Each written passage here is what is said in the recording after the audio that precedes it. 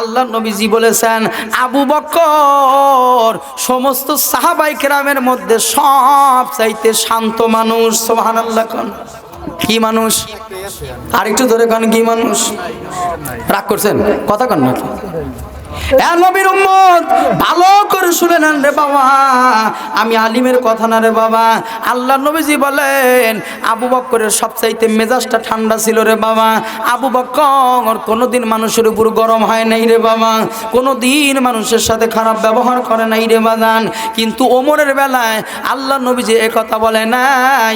আল্লাহ নবী কয় আরহামু বি উম্মতি আবু বকর ওয়া আশাদ্দুহুম ফি আমরিল্লাহি ওমর। আল্লাহু আকবার বলেন। আল্লাহ নবী ডেকে বলছে না না, আবু বকর হলো শান্ত মেজাজের মানুষ, কিন্তু ওমর কিন্তু শান্ত নয়, ওমরের মাথা কিন্তু গরম। সুবহানাল্লাহ। কোন ওমরের মাথা গরম। হে নবীর উম্মতের দল, মুসলমান ভাইরা আমার, এই হযরত ওমর বাজান মদিনার মধ্যে পাগল হয়ে গেলেন। নবী নাই, নবী নাই, কই গেল আমার নবী, কই গেল নবী? হে নবীর উম্মত, যেই ওমর আল্লাহ নবীজির মাথা কাটার জন্য তরবারিটা কাঁধের মধ্যে নিয়ে নবীজিকে মাথা কাটার জন্য গিয়েছিলেন, ঠিক না বে ঠিক? সত্য না মিথ্যা? হে নবীর উম্মতের দল, দেখেন কেমন মানুষ আবু বকর, কেমন মানুষ ওমর হয়ে গেছে রে বাবা।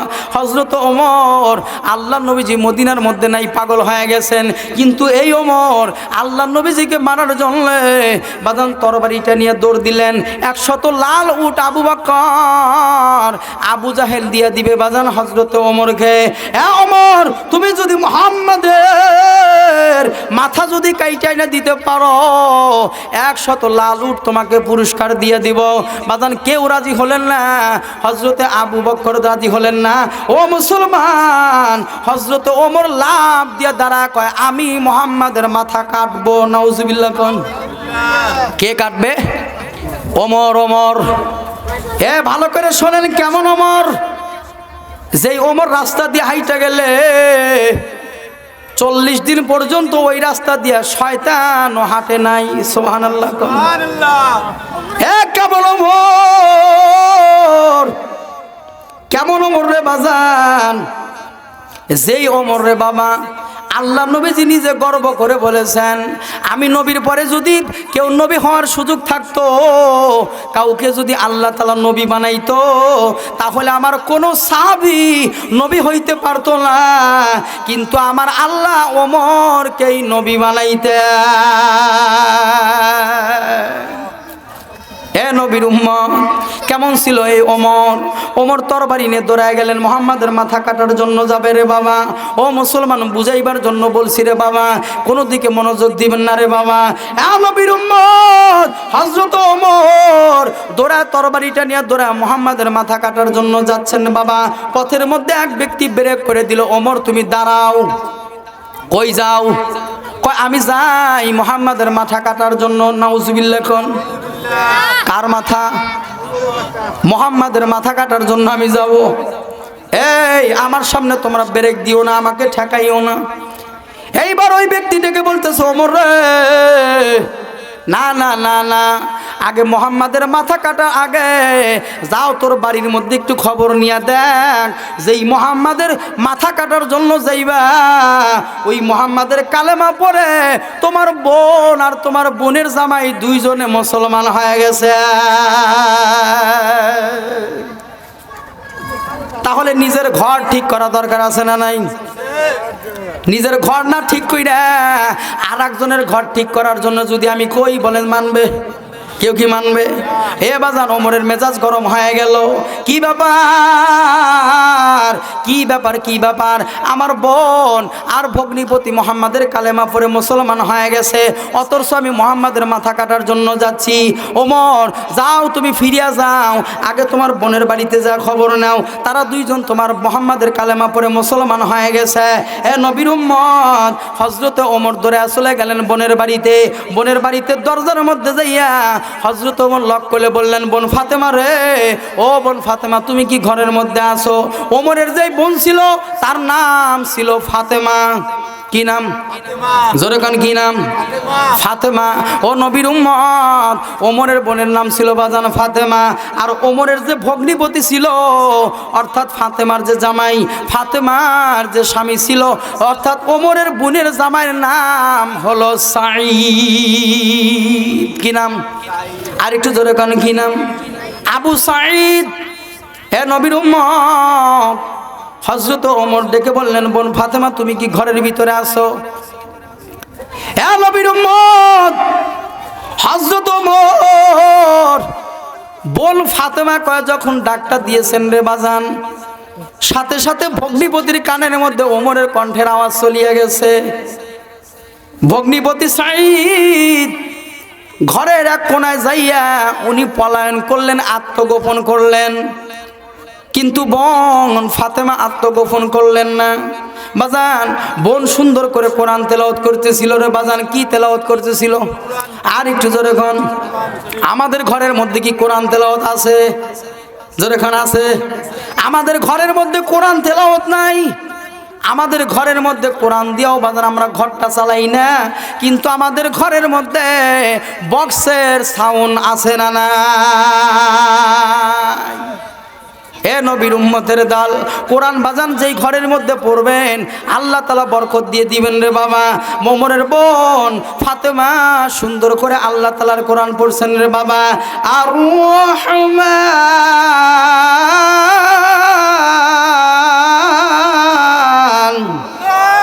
আর একটু জোরে কান আল্লাহু আকবার। কোরআন পড়া খারাপ লাগে? জোরে কান লাগে। হে নবীর উম্মত একটা হাদিস শুনে নেন। আল্লাহ নবীজি তার হাদিস শরীফের মধ্যে বলেছেন, যদি কোরআন যার দিলের ভিতরে ভালো লাগবে না, মনে করবে ওই ব্যক্তি মরিয়া গেছে। কি হয়েছে? আর যেই ব্যক্তির অন্তরের মধ্যে কোরআন শোনার পরে তার ভালো লাগবে না, ধাক্কা দিবে না, আল্লাহু আকবার কণ্ঠটা তার দিলের মধ্যে দিয়ে বাড়াইবে না, মুখ দিয়ে বাড়াইবে না, আল্লাহ নবী কয় সে আমার উম্মতের মধ্যে পড়তে পারে না। এই জন্য কোরআনটা শুনলে ভালো লাগে কি লাগে না? আর একটু জোরে কাল লাগে কি লাগে না? তাহলে আমি তেলাওয়াত করব, আপনারা সকলে আল্লাহু আকবার বলবেন। আর রহমান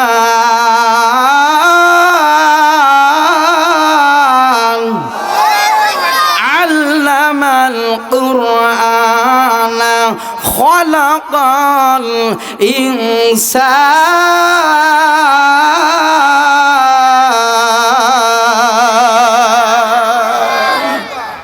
বোন ফাতেমা, ওমরের বোন ফাতেমা সুন্দর করে কোরআনটা তেলাওয়াত করতেছিলেন, কিন্তু ওমর যখন ডাক দিল বোনটা সুন্দর করে কোরআনটা চাপাইয়া দরজাটা খোলার পরে ডেকে বলতেছে, ভাইজান কি জন্য আপনি আমার বাড়িতে আসছেন? ভাই গো কি জন্য আপনি আমার বাড়িতে আসছেন?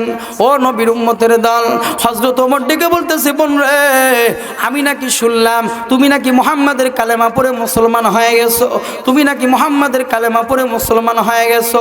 বোন এই যে আমার হাতের মধ্যে তরবারি দেখো, এই তরবারিটা তাড়াতাড়ি আমি কিন্তু তোমার কল্লাটা কাটিয়া ফেলাইব। বোন আমি ওমরের হাত থেকে যদি তুমি বাঁচতে চাও তাহলে এই মাত্র ওই মুহাম্মাদের কালেমা তুমি আমারে দিয়া দাও। জোরে কান নাউজুবিল্লাহ বলেন তো, দেওয়া যাবে কালেমা? দেখেন বোন কি উত্তর দেয়। ভাই ওমর না, আমি তোমাকে এই কালেমাটা দিতে পারবো না, কারণ পেট ব্যথার রোগী যদি পেট ব্যথার একটা ট্যাবলেট যদি খায়া ফেলায় তার শরীরের সাথে মিশা যায় কি যায় না? আর একটু জোরে গান যায় কি যায় না? ও ভাইজান আমি জাহান্নামের রোগী ছিলাম, জান্নাত পাওয়ার আশায় ওই মুহাম্মাদের কালেমা পড়ে আমরা স্বামী স্ত্রী দুইজনে মুসলমান হয়ে গেছি। আমি জাহান্নামের রোগী ছিলাম, ওই মুহাম্মাদের কালেমা পড়ে জান্নাত পাওয়ার জন্য দুইজন কালেমা পড়ে মুসলমান হয়ে গেছি। এই কালেমাটা দিয়া আমাদের প্রত্যেকটা পশমের গোড়ায় গোড়ায় কালেমার মহাব্বত ঢুকিয়া গেছে। এইবার কালেমা নেওয়ার কোনো সুযোগ নাই। ও ভাই, তুমি যদি আমাকে নিতে চাও তাহলে আমার জানটাই তোমাকে দিয়ে দিব।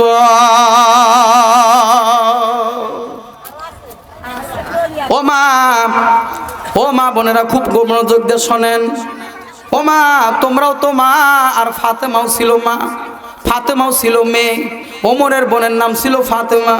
এইবার ভাইকে ডেকে বলতেছে, ভাইজান না না, আমি তোমাকে কালেমাটা ছাড়িয়ে দিতে পারবো না, বিনিময়ে তুমি আমার জানটা নিয়ে নাও রে ভাই। ও মুসলমান ভাইরা, কেতাবের মধ্যে আছে হযরত ওমর তার তরবারিটা দিয়ে বোনের হাতের মধ্যে একটা আঘাত করলেন। কি করলেন? কি করলেন জোরে গান? হযরত ওমর ওই তরবারিটা দিয়ে বোনের হাতের মধ্যে আঘাত করার পরে বোনের শরীরের মধ্য থেকে কয়েক ফোঁটা রক্ত যখন পড়ে যাচ্ছে রে বাবা, এই রক্ত যখন দেখেছে বাজান, বলা করে বুঝে থাকলে বলেন, বোনের শরীরের রক্ত যদি মায়ের পেটের ভাই দেখে তাহলে ভাইয়ের মায়া লাগবে কি লাগবে না? আর একটু জোরে খান। নবীর উম্মত হযরত ওমর বোনের শরীরের মধ্যে আঘাত করার পরে বোনের শরীর থেকে যখন রক্ত বের হয়েছে, হযরতের মন, হযরতে ওমরের মন আমার আল্লাহ নরম করে দিছে। আল্লাহ তাআলা হযরতে ওমরের মনটা নরম করে দিলেন। বোনের শরীরের মধ্য থেকে রক্ত দেখে ভাইয়ের মায়া লেগে গেল। ডেকে বলতেছে, বোন আমাকে তুমি মাফ করে দাও, আমি তোমাকে মেরেছি রে বোন। ও বোন, তারপর আমি তোমাকে আকুতি মিনতি করি বোন, কালেমাটা ছাড়িয়ে দাও, তাড়াতাড়ি কালেমাটা ছাড়িয়ে দে রে বোন, অনেক টাকা আমি তোকে দিয়ে দিব।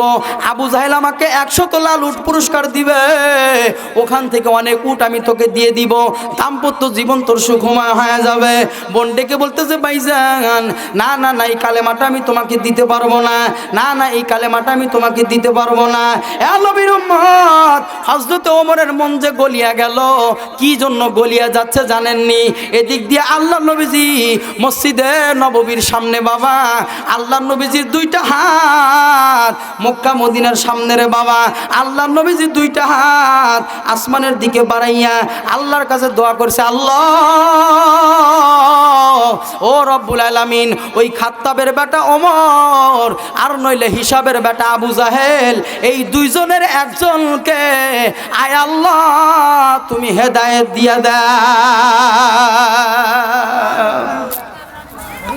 বলেন তো মুহাম্মাদের দোয়া কবুল হবে কি হবে না? নবী আমার দোয়া করছেন, আল্লাহ ওমরকে নইলে আবু জাহেলকে, এই দুইজনের একজনকে আল্লাহ তুমি ইসলামের মধ্যে কবুল করে নাও। এ নবীর উম্মতের দাল, হেদায়েতের মালিক নবী না আল্লাহ? আর একটু জোরে কোন কে? নবীর উম্মত, হেদায়েতের মালিক নবী নয়, হেদায়েতের মালিক হলো আমার আল্লাহ। নবী শুধু দোয়া করেছেন, আল্লাহ তাআলা হযরত ওমরকে আর নইলে আবু জাহেলকে তুমি ইসলামের মধ্যে কবুল করিয়া নাও। আমার আল্লাহ তাআলা দোয়া কবুল করেছেন, কিন্তু এই দোয়া আবু জাহেলের বেলায় কবুল হয় নাই, আমার আল্লাহ হযরতে ওমরের বেলায় কবুল করেছে। এ নবীর উম্মতের দান, এই হযরত ওমর ডেকে ডেকে বলতেছে, বোন ঠিক আছে রে বোন, কালেমা তুই আমারে দিয়ে দিবি না ঠিক আছে, কিন্তু বোন রে তোর হাতের ভিতরে ওটা কি দেখা যায়? তাড়াতাড়ি বল তোর হাতের ভিতরে কি দেখা যায়? বোন ডেকে বলতেছে, ভাইজান এটা হলো আমার আল্লাহর কালামুল্লাহ। আল্লাহু আকবার বলেন। এটার নাম কি? আর একটু জোরে কান কি? ওমর ডেকে বলতেছে, এ বোন তোর হাতের মধ্যে যেটা দেখা যাচ্ছে ওটার নাম যদি কোরআন হয়, তাহলে ওই কোরআনটা যত সুন্দর দেখা যায়, আসলে ওই কোরআনের মধ্যে কার কথা আছে না জানি সেই মানুষটা আরো কত সুন্দর। সুবহানাল্লাহ। এ বোন তোর হাতে ধরি পায়ে ধরি, তাড়াতাড়ি ওই কিতাবটা আমার হাতের ভিতরে দিয়ে দে। সুবহানাল্লাহ কইবেন না? কথা কি সুন্দর দেখছে? এবং তাড়াতাড়ি তোর ওই কিতাবটা আমার হাতের ভিতরে দে। কিন্তু বোন ইসলাম বিরোধী ছিল না, বোন ছিল ইসলামের মধ্যে রে বাবা। বোন কোরআনটা মেনে চলেছে। বোন কোরআনের মধ্যে একটা আয়াত দিয়ে ভাইজানকে কোরআন ধরার একটা মাসালা বলে দিলেন, লা ইয়ামাসসাহু ইল্লাল মুতাহহারুন,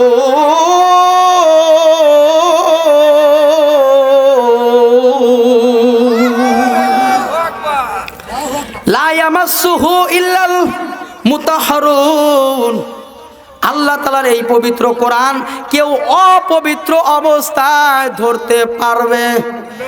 জোরে কান, ধরা জায়েজ নাই। বোন দে কোরআনটা আমার হাতে দে। বোন ডেকে বলতেছে, ভাইজান ওমর রে, না না তুমি এই কোরআনটা হাতে নিতে পারবা না। কোরআন যদি তুমি হাতে নিতে চাও তাহলে তোমার পবিত্রতা অর্জন করতে হবে। এইবার ওমর ডেকে বলতেছে, বোন রে কিভাবে আমি পবিত্রতা অর্জন করব? ওই দেখা যায় গোসলখানা, যাও গোসল করে আসো, সুন্দর করে ওযু করে আসো। ও নবীর উম্মতের দল, হযরত ওমর সুন্দর করে গোসল করিয়া ও বাজান সুন্দর করে আসিয়া বাজান ওযু করার পরে আল্লাহর কোরআন খুলিয়া হযরত ওমর কোরআন পড়া শুরু করে দিলেন।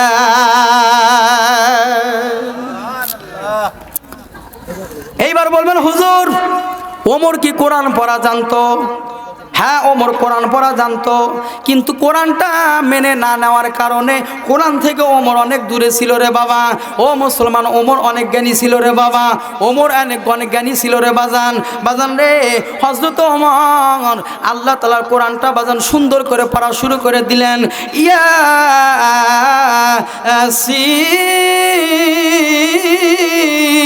ইয়াসিন ওয়াল কুরআনিল হাকীম ইন্নাকা লামিনাল মুরসালিনা আলা সিরাতিম মুস্তাকিম।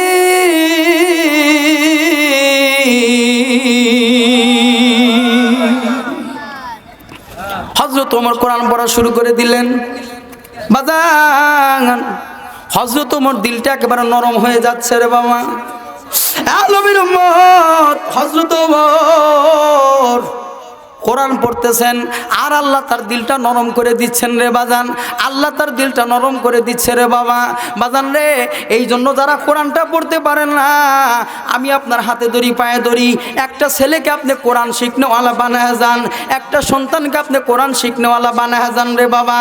বাজান রে, আপনি মরিয়া যাবেন, আপনার কবরের পাশে আপনার সন্তান সূরা ইয়াসিন তেলাওয়াত করে আপনার জন্য দোয়া করবে, আর এই উসিলায় আল্লাহ আপনার কবর আল্লাহ তাআলা মাফ করিয়া দিবে। এ নবীর উম্মত, কেউ যদি কোরআন তেলাওয়াত করে তাহলে সে যেন কোরআনের সাথে কথা বলছে না, আমার আল্লাহ কয় সে যেন আমি আল্লাহর সাথেই কথা বলছে।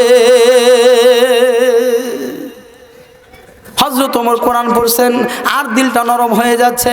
এইবার হযরত ওমর ডেকে বলতেছে, বোন রে, ও বোন তোর হাতে ধরি পায়ে ধরি। আরে এই কোরআনের কথাগুলো এত সুন্দর, না জানি এই কোরআন যিনি বানাইছে, এই কোরআনের মধ্যে যেই অক্ষরগুলা যেই কথাগুলা দিয়েছে ওই আল্লাহ জানি কত সুন্দর। সুবহানাল্লাহ কোন বল তাড়াতাড়ি চল। না না না, আমি আর বেদিনের পক্ষে থাকতে চাই না, আমি আর কাফের হয়ে বাঁচতে চাই না রে বোন, তাড়াতাড়ি চল। ওই আব্দুল্লাহর বেটা মুহাম্মাদের কাছে আমারে নিয়ে চল। ওই আব্দুল্লাহর বেটা মুহাম্মাদের কাছে যাইয়া আমি কালেমা পড়ে আমি ওমর মুসলমান হয়ে যাব। এ নবীর উম্মতের দল, হযরত ওমর আর বোন ফাতেমা, সাথে ভগ্নিপতি সাঈদ, এই তিনজন একত্রিত হয়ে বাজান নবীর দরবারে চলে যাচ্ছে রে বাবা। আল্লাহ নবীজির দরবারের দিকে যাচ্ছে রে বাজান।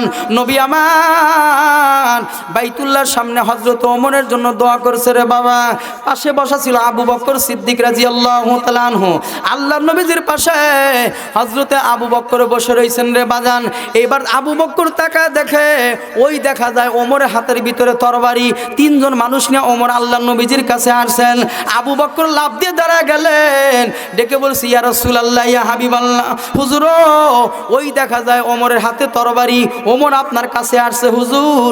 আমি প্রতিদিন ওমরকে বাঁচা দিয়েছি, আমি আবু বকরের মাথা গরম নয়, আমি আবু বকর হলো ঠান্ডা মানুষ, কিন্তু আজকে আমার মাথা গরম হয়ে গেছে। আজকে যদি ওমর এসে আপনাকে কিছু বলে, আমি আবু বকর আমার তরবারিটা দিয়া ওমরের কল্লা কাটিয়া ফেলাবো। নবী দেখে বলতেছে, হে আবু বকর, তুমি মাথা গরম করিও না। প্রতিদিন যে ওমর আমার কাছে আসে হুমকি দেওয়ার জন্য, আজকে সেই ওমর না, এই ওমরকে আল্লাহ তাআলা বদলে দিছে। সুবহানাল্লাহ। কি দিছে? আল্লাহ ওমরকে বদলে দিছে, পাল্টে দিছে। এই ওমর সে ওমর না। আবু বকর তুমি চিন্তা করিও না। আবু বকর কয়, হুজুর আপনি বুঝেন, যদি আসে ওমর আপনার সাথে বেয়াদবি করে, তাহলে কিন্তু আমি আবু বকর আজকে ছাড় দিব না। আল্লাহর কসম করে বললাম, ওমরের কল্লা আমার তরবারি দেখাইটা ফেলানো। সুবহানাল্লাহ খান। কি পরিমাণ ভালোবাসা ছিল, তারা কি পরিমাণ ভালোবেসেছে। নবী আমার ডেকে বললেন, এ আবু বকর তুমি চিন্তা করিও না, ওমরকে আসতে দাও। হযরত ওমর বাবা আল্লাহ নবীজির দরবারে আসার পরে প্রতিদিন ওমর একেবারে শির উঁচা করে, মাথা উঁচা করে, একেবারে সিনা উঁচা করে আল্লাহ নবীজির দরবারে আসে। কিন্তু দেখা যাচ্ছে হযরত ওমর আল্লাহ নবীজির কাছে আসা, মনে করেন 10 হাত বাকি আছে, এই মুহূর্তে হযরত ওমর একেবারে ছোট হয়ে গেছেন। সুবহানাল্লাহ। কি হয়ে গেছেন? তার মানে একেবারে ছোট না, এটা ভদ্রতার পরিচয়। কিসের পরিচয়? হযরত ওমর একেবারে নম্র ভদ্র হয়ে গেলেন। আল্লাহ নবীজির সামনে মাথাটা নিচু করে আসিয়া বাবা ওমরের হাতের ভিতরে তরবারিটা আল্লাহ নবীজির পায়ের ভিতরে রাইখা বলে, হুজুর, ইয়া রাসূলুল্লাহ, ইয়া হাবিবাল্লাহ, আমি ওমর আপনার দরবারে আসছি হুজুর। আজকে আপনাকে মারার জন্য আসি নাই, আজকে আমি ওমর মরার জন্য আসছি। সুবহানাল্লাহ। কিসের জন্য? হুজুর আজকে আমি আপনাকে মারার জন্য আসি নাই। নবী গো, না না, আমি আপনাকে মারার জন্য আসি নাই, আজকে আমি ওমর মরার জন্য আসছি। কিন্তু আমার একটা শর্ত আছে নবী গো, আমাকে মারার আগে ওই মহাকালেমা, ওই মধুর কালেমা আমাকে পড়াইয়া মুসলমান বানা দেন। লা ইলাহা ইল্লাল্লাহু মুহাম্মাদুর রাসূলুল্লাহ। সকলে জবান খুলে পড়ি, লা ইলাহা ইল্লাল্লাহ।